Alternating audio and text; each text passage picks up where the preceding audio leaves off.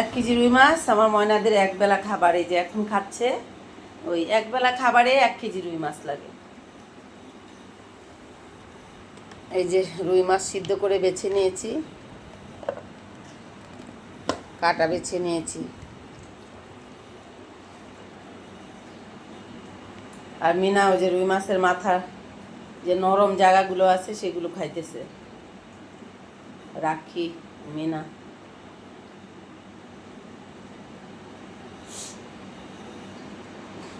আমারও আজকে কয়দিন ধরে প্রচণ্ড মাথা ব্যথা, ঠান্ডা, তার মধ্যে আবার জ্বর। মানে ওয়েদারটার কারণেই কখনো গরম, কখনো ঠান্ডা, কখনো প্রচণ্ড রৌদ্র, আবার বৃষ্টি। যার কারণেই মানুষের এই আবহাওয়ার পরিবর্তনের কারণে ঋতু পরিবর্তন হচ্ছে। এই জন্য মানুষের এই জ্বর, তারপর হচ্ছে চিকুনগুনিয়া, তারপর আপনার আরেকটা কী যেন বলে, ভাইরাস জ্বর, তারপর ডেঙ্গু, সব মিলায় মানুষ একবারে প্রবলেমের মধ্যে পড়ে গেছে। মানুষের সঙ্গে সঙ্গে আমরাও প্রবলেমে আছি, সবাই প্রবলেমে আছে। তো যারা যারা প্রবলেমে আছে সবার জন্য মহান আল্লাহর কাছে দোয়া করি, সবার প্যারাশানি থেকে যেন মুক্তি হয়ে যায়। যেমন আমার বাচ্চার কোয়ালিদের বাচ্চা অসুস্থ, তার মাও অসুস্থ, হসপিটালে ভর্তি, তার বউ অসুস্থ, মানে আরেক কোয়ালিদের তার হাজব্যান্ড অসুস্থ, তারপর হচ্ছে তার বাচ্চা অসুস্থ, হাজব্যান্ড হসপিটালে ভর্তি, সে নিজে অসুস্থ।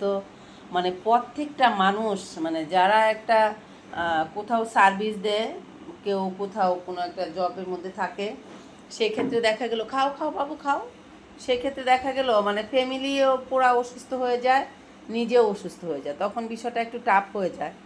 কেন হয় টাফ?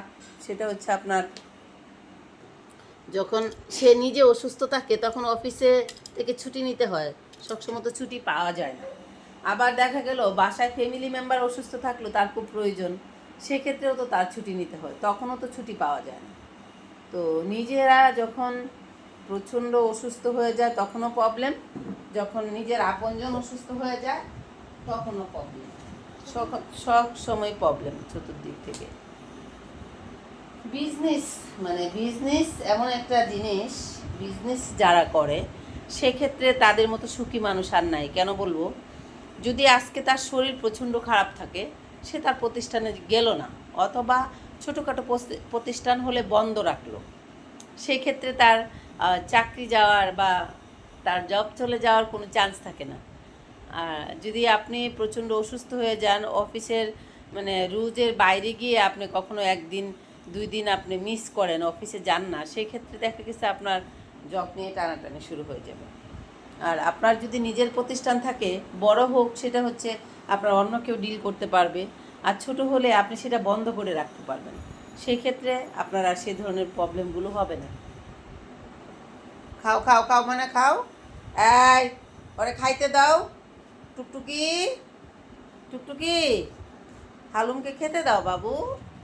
তারা খাওয়া হয়ে গেছে, শুক্রিয়া আদায় করছে, শুক্রিয়া আদায় করছে আমার ময়নারা, আমার ময়নারা শুক্রিয়া আদায় করছে।